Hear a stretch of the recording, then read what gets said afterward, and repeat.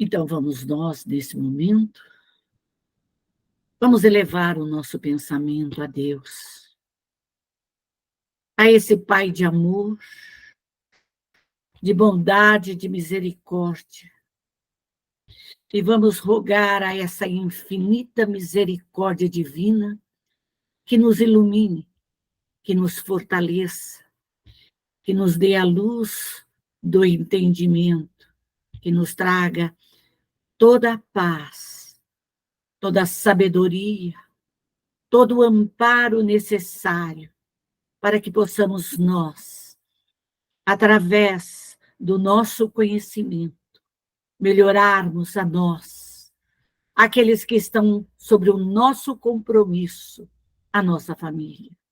Senhor, nos abençoe, ilumina, Senhor, cada lar, cada médio, Senhor, que a sua paz e o seu imenso amor se faça presente, Senhor, agora e para todo e todo sempre. Nós vamos estudar hoje a parte científica, porque quando nós estudamos alma, perispírito, comunicação dos espíritos, vida após a morte, nós estamos falando de ciência espírita. É isso que é a ciência espírita. Estudar a vida, o corpo da alma, o corpo perispiritual, qual a situação do corpo físico adiante deste conhecimento.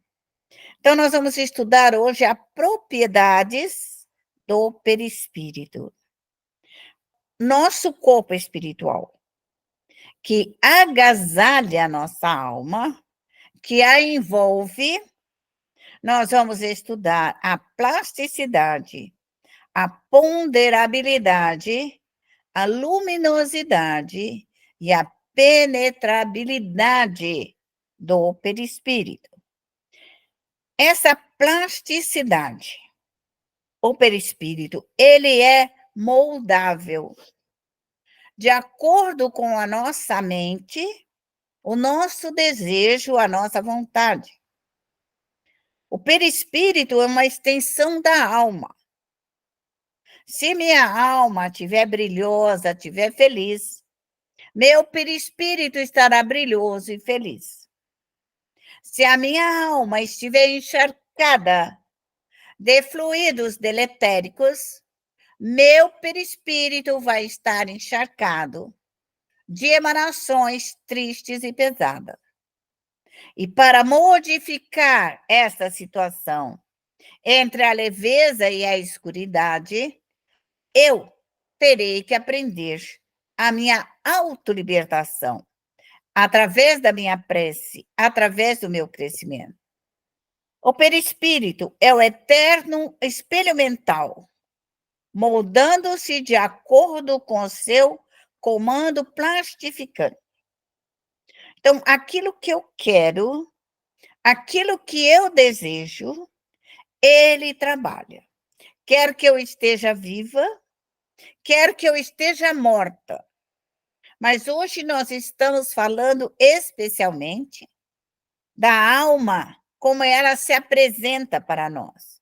Que nós somos imortais e a verdadeira vida é a vida após a morte.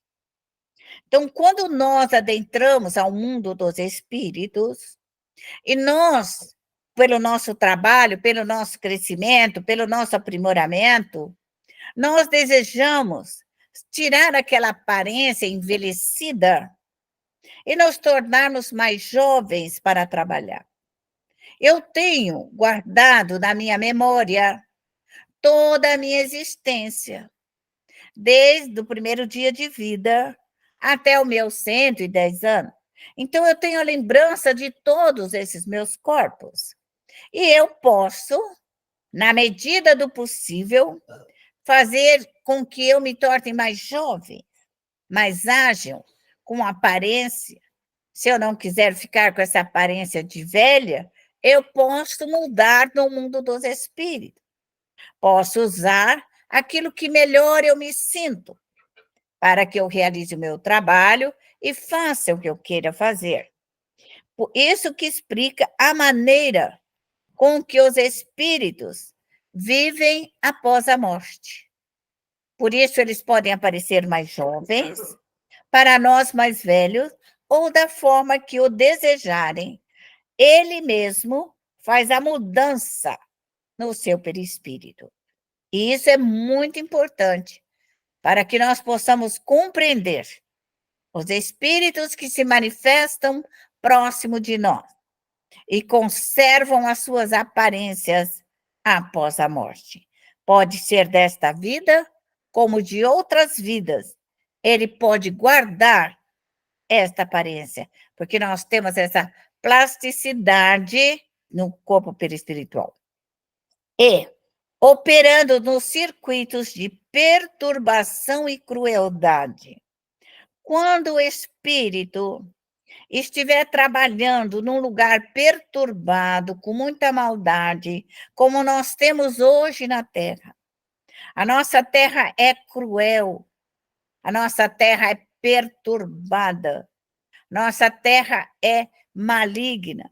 Aonde você vê uma reportagem, as pessoas podem falar o bem, mas também, se nós olharmos a realidade do mundo, aonde que está a realidade? Aonde que está o bem? Aonde está reinando a paz? Como que o mundo está caminhando? Nós vamos encontrar essa perturbação e essa crueldade ambiental. E quando os espíritos vêm até nós, protetores, anjos de guarda, equipe socorrista, só podem usar perispiritualmente os moldes, presta bem, o molde que liga o espírito a vivências pretéricas e atuais. Então, médium, pare de ter faniquito. Quando um protetor vem trabalhar aqui próximo da Terra, nessa dificuldade ambiental, de fluidos desconcertantes, de ódios, de raivas, de vingança, de orgulhos, de vaidade, e que ele penetra na nossa região daqui da crosta da Terra, ele vai usar uma roupagem de vidas passadas ou atuais para poder ajudar. Ele precisa dessa situação. Então, ele pode aparecer como um mago, como um inca, como um soldado romano, como espíritos de índios norte-americanos, brasileiros, caboclos. Vai aparecer como baianos, vão aparecer da forma que eles assim vão usar a aparência do passado, de ciganos, de romano. Eles vão buscar isso daí, para poder vir até nós, para pôr essa roupagem grosseira, para, de alguma forma, esconder, impedir que eles também sejam machucados pela violência fluídica do ambiente da Terra. Então, eles vão usar todas essas aparências, ou de branco, ou de asiático, ou de negro, ou trazendo a pele branca, a pele vermelha. Isso não nos importa. Isso não nos importa, eles vão aparecer. Porque nós vivemos em todo o planeta Terra, em todo o continente. Nós já fomos esquimós, nós já fomos todo esse povo que anda por todos os lugares. Então, nós podemos, e os espíritos também podem, usar o molde reencarnatório de outras vidas para vir trabalhar sobre a Terra. Então, o médium tem que ter essa visão do ensino dado pelos espíritos. Não tem os seus preconceitos, seus faniquitos. Pode tirar isso daí, que isso não é espiritismo. Para nós, os espíritos virão e ajudarão naquilo que eles têm para dar e nos auxiliar em qualquer trabalho socorrista. Pode o espírito mergulhar em tão severo desequilíbrio afetivo que entra num processo de retração.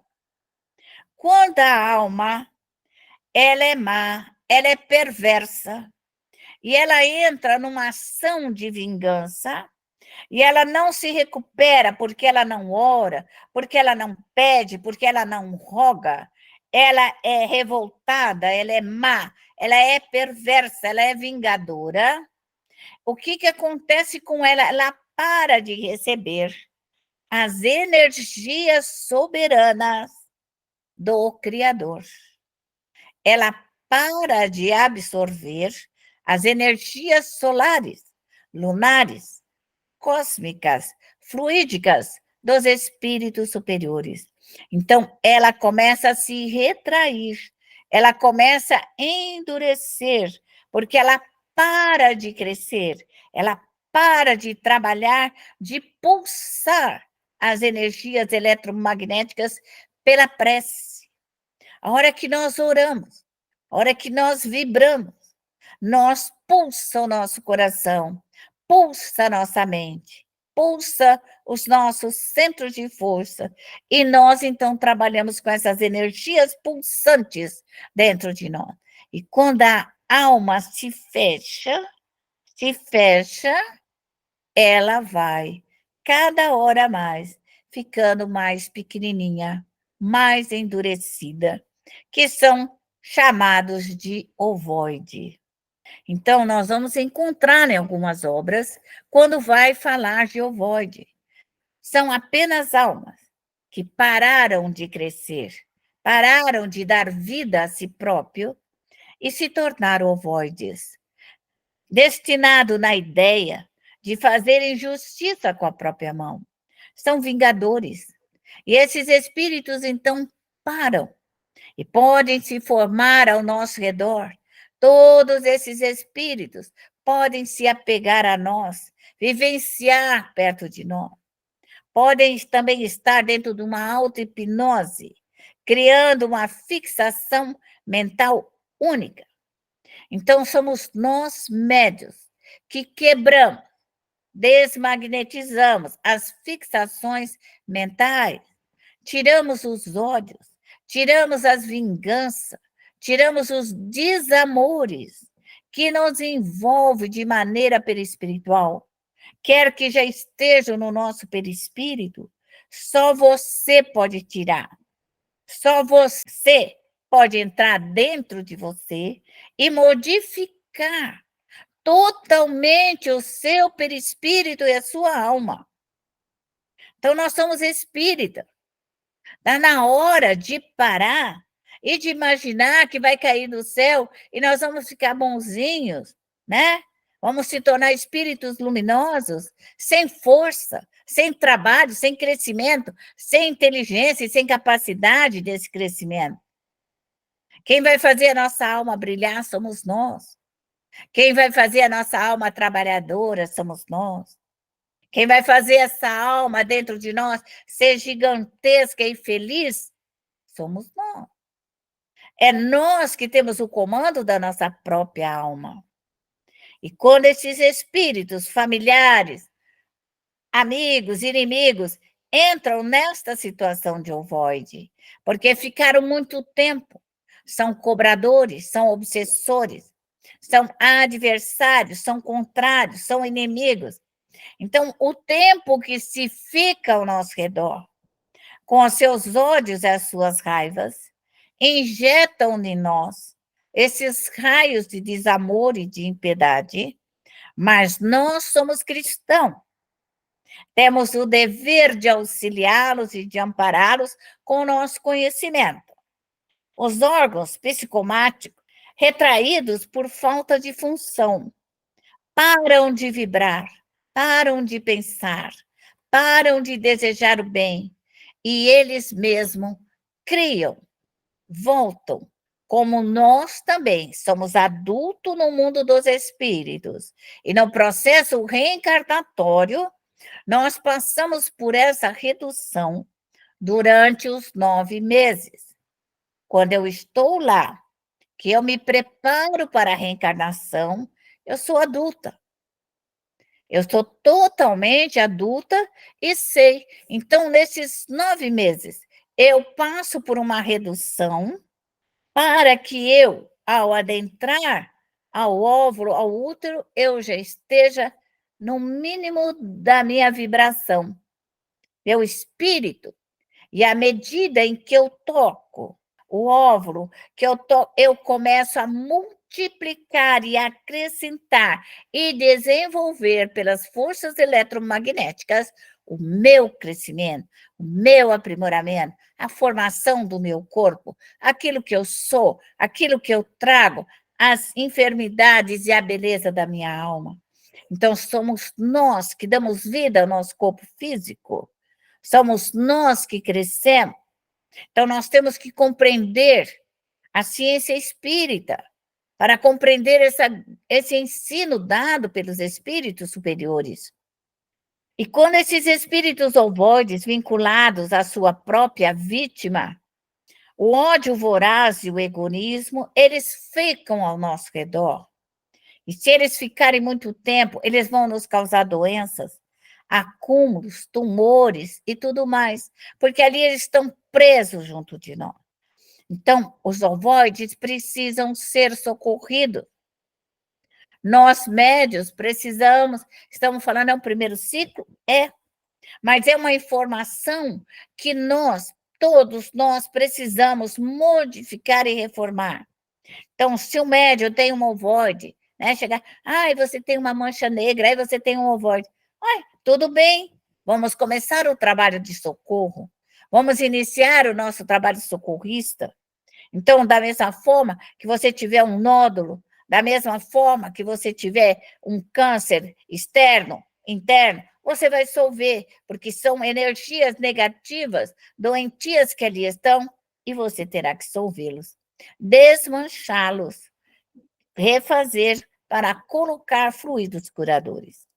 Então, nós desvinculamos a sua vítima e modificar as transformações sofridas no perispírito. Então, como esse óvulo, ele para de pulsar, ele para de ter a força eletromagnética, nós precisamos dar um choque de eletricidade nele para ele voltar a pulsar, porque ele parou de crescer. É como um carro que está parado, é como um fusquinha sem bateria. Aí tem que chegar alguém, vir e dar um choque de forças eletromagnéticas para ligar os seus motores novamente, para que o espírito comece a pulsar as forças eletromagnéticas para dentro e para fora, pulsar as energias, o seu trabalho, e assim, células por células, músculo por músculo, carne por carne, nervo por nervo, todo o nosso organismo, o organismo dos espíritos, começa a ter vida e pulsar para o seu crescimento. Expandir o perispírito, readquirindo forma e funções dos órgãos, como um feto comum. Então, tirar daquela condição de ovoide parado, fazê-lo novamente começar a desenvolver as forças soberanas espirituais, o amor de Deus, as virtudes, a beleza, fazer o perispírito começar a viver de novo. Assim somos nós. Podemos estar intoxicados, doentes e enfermos, mas nós podemos pulsar as energias de Deus, dos espíritos superiores, as energias cósmicas para o nosso crescimento. O processo ideoplasmático, basta que o espírito pense uma coisa para que essa se produza. Então, quando o espírito pensa que ele deseja, ele pode plasmar várias aparências. a lembrança que o espírito traz dentro dele, suas lembranças após a morte, de desastre, de machucaduras, de violência, de morte, ele pode trazer, porque ele assim se vê, porque assim é a sua mensagem. Então, ele pode trazer. E também ele pode trazer, se nós somos pessoas que não acreditamos, o Espírito pode trazer essa aparência para ser reconhecido. A roupa, a aparência de velho, aparência de novo. Ele pode trazer a aparência que ele desejar, porque está dentro dele. É dele. A aparência do Espírito é dele. Foi ele que fez, foi ele que transformou, ele que idealizou essa aparência. Então, ele, ao aparecer para nós, ele pode mostrar aquilo que ele é, a situação em que ele se encontra: estropiado, coxo, ferido, com cicatrizes, se for necessário para comprovar a sua identidade. Porque as pessoas falam assim, era o morto, meu parente. Aí a pessoa tem que falar, não, ele tinha uma bengala, ele era gordinho, ele tinha uma pinta no rosto, porque o espírito, para se identificar, para que a família o possa ver, ele pode fazer isso. Então, esse é um processo natural do espírito para identificar a roupa, a fala, características particulares do espírito na identificação. Mesmo se pode observar no traje. Os espíritos podem usar aquilo que eles querem. Um guerreiro aparecerá com a sua armadura. Então, quando você olhar, você vai dizer, ai, meu protetor, ele é um guerreiro. Ele é um sábio, porque ele vai aparecer com seus livros como estudioso. Um assassino poderá aparecer com um punhal, poderá mostrar aquilo que ele fez de mal. Os espíritos mal aparecem com as suas cores escuras, umbralina. Você já sabe que ele é um espírito mal. Porque os espíritos que vêm trabalhar aqui com outra roupagem, eles não trazem essa cor escura, enegrecida das regiões umbralinas. Então, quando nós vemos um espírito escuro, enegrecido, porque lhe falta luz, porque ele não está trabalhando no seu interior, a maldade está estacionada dentro dele e ele não se modifica, e ele não se reforma. Por isso que nós estamos aqui espírita, e temos que estudar e temos que aprender para realizar a contento da espiritualidade, sem medo, sem faniquito, sabendo o que vamos fazer, como socorrer, como realizar o grande trabalho de amor, fé e caridade. Os espíritos superiores terão uma aparência bela, serena e nobre. Podem trazer uma aparência de calma e de serenidade para nós. Os espíritos inferiores trazem uma aparência feroz, bestial, de brutalidade, de agressividade, tentam passar medo pela sua aparência, medo pela sua aparência. Então, querem se aparecer feios, querem se aparecer de uma forma grotesca. Então, o médium tem que saber que espírito superior, ele será luminoso, feliz, terá uma aparência boa, bonita. Todos esses espíritos grotescos, que usam essas fantasias grotescas, eles podem não ser tão bons assim. E cada espírito que vem aqui trabalhar com médium, ele pode trazer a aparência que identifica o médium no período em que agora ele vai evoluir. Quer da aparência que ele viveu em toda a Europa, que ele viveu na Ásia, na Mesopotâmia, no Egito, na África, nas Américas. O espírito pode trazer algo relacionado ao período em que nos conhecia, para realizarmos um trabalho de evolução da humanidade, de auxílio e de preparo.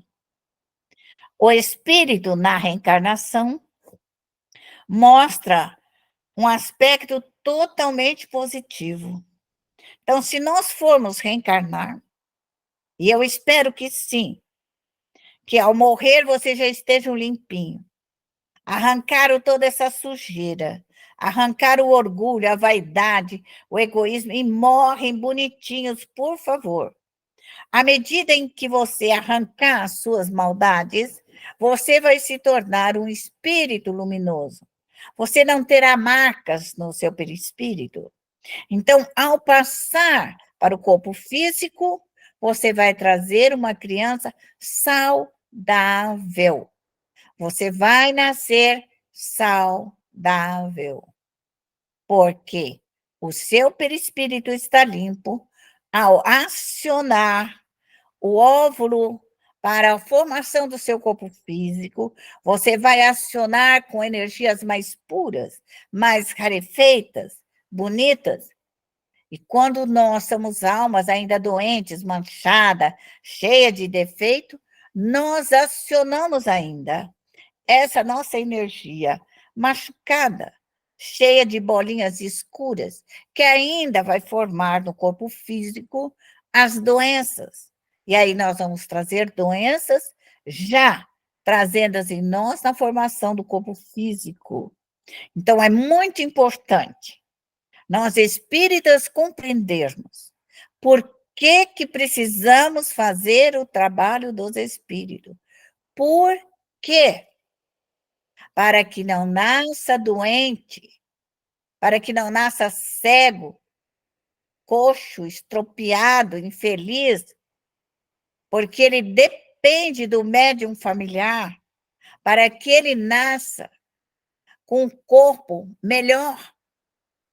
Ninguém nasce aqui sem esforço. Se o espírito sabe tocar piano, música, se ele é bom em matemática, em português, ciência, é porque ele estudou. Deus não fez ele assim, ele se fez. A oportunidade que Deus dá é a evolução da alma. Quer estudar, estuda. Quer ser preguiçoso, seja, mas você sofrerá consequência. Você quer ouvir, tocar música, você vai tocar. Mas tudo aquilo que nós não queremos aprender, nós retardamos a nossa evolução. A mediunidade é uma prova. Quando ela não é colocada em pauta para o trabalho, nós não evoluímos. Ficamos abestalhados, ficamos inúteis, ignorantes. E o erro, porque nós não sabemos ver onde que está errado. Não sabemos deduzir o que é certo e o que é errado. Então, a alma erra por ela ainda não buscar esse aprimoramento. Nós estamos aqui em vias de mudança, de reforma. Isso só vai acontecer quando a população da Terra fizer alguma coisa. Educar os seus filhos. Educarmos uma nação. Educar um continente. Educar uma terra. Somos nós. Nada disso vai cair do céu. As almas que vêm aqui já preparadas, elas estudaram muito. Elas se fizeram crescer. Elas usaram todos os meios de crescimento e de evolução. Aí você, nossa, uma alma que veio do outro mundo. Mas ela trabalhou, suou, fez a sua parte, tirou todos os seus erros, arrancou as suas imperfeições, fez-se a mutação no seu perispírito para ser luminoso, para ser bom, justo e correto. E para isso, ele é um exemplo de autorreforma. É um exemplo de mutação da alma. É a alma que faz. Então, quando o espírito é preguiçoso e nada quer fazer, nós temos que dar um impulso do crescimento nele, principalmente a nossa família, nos nossos filhos e entes queridos, para que comece a trabalhar, crescer e produzir. Esse é o nosso trabalho. E assim, o espírito não aprecia o ato do nascimento. Ninguém nós lembramos o momento do nascimento. O momento exato em que nós nascemos e acordamos no momento da Terra, nós não sabemos. Como também nem a morte. A morte, eu diria, como é morrer? Morrer é um sono. Morrer é dormir. Você já viu você dormir? Já sentiu o momento exato que você dorme? Nós não sabemos o momento exato. Nós temos aquela sonolência, aquela perturbação e desaparecemos. E depois voltamos. E morrer vai ser essa mesma sensação. A morte em si, ela não é dolorosa e nem triste. A tristeza está quando nós chegamos do lado de lá e vemos que está tudo errado. Nosso corpo não está limpo, nós ainda estamos cheias de maldade, e aí a gente chora e lamenta pelo tempo inútil que não foi feito na Terra. Então, nós estamos num grande trabalho íntimo da alma, da nossa própria evolução. A concepção. O corpo que lhe destina o espírito é apanhado por uma corrente fluídica semelhante a uma rede. E nós já vimos que alguns cientistas já conseguiram verificar que no momento em que o óvulo dá vida, ele tem um jato luminoso, ele tem uma luz no momento da concepção. Para nós entendemos isso. O espírito que ali veio pulsa as forças eletromagnéticas para dar vida, para dar o crescimento a todas as células. As ideias, no momento do nosso nascimento, ficam confusas, ganham a perturbação. E ao respirar, quando nós temos que... Cheguei na Terra, começa a sair a confusão.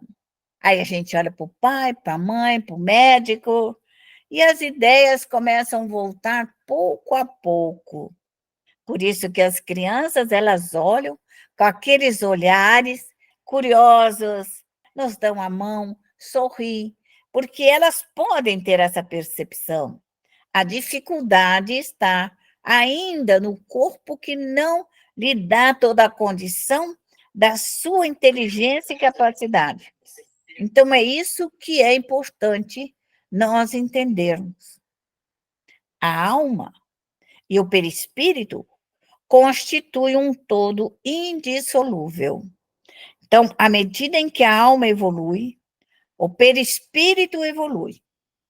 E a reencarnação no corpo carnal também fica melhor.